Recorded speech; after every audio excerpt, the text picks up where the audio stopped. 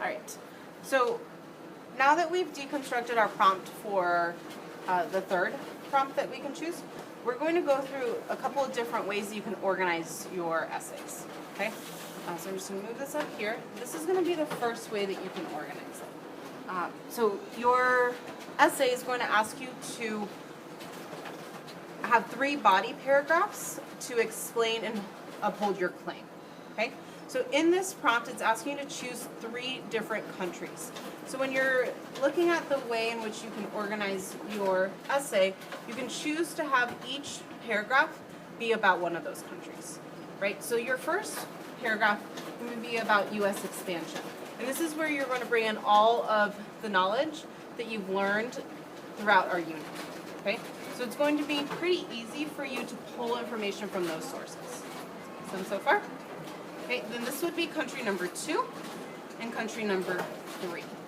Okay, in paragraphs 2 and 3, however, you're going to have to make that comparison. So I'm going to put compare, contrast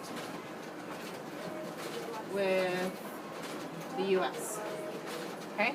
Within each one of these paragraphs, you need to be able to tell me how country number 2's expansion was the same or different. Okay? The U.S. Does that make sense so far? So when I was talking to Ilan about this, he was saying he wants to explain the ways in which the U.S. used religion and force to expand. Okay.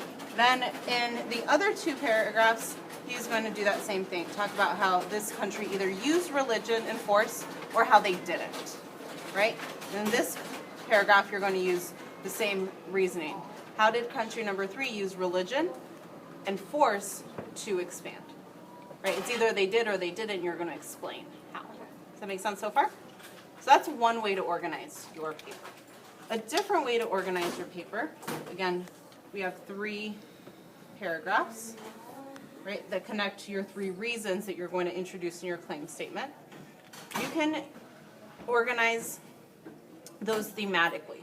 So you can make one all about how countries use religion to expand.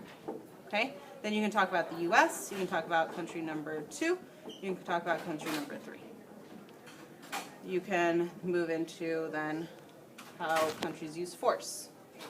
Okay, and then the U.S., number 2, number 3. Okay, and then your third reasoning here, U.S., number 2, number 3. Does that make sense? Okay. Both of these formats are going to have similar information, but it's up to you how you choose to organize it. Does that make sense? Questions?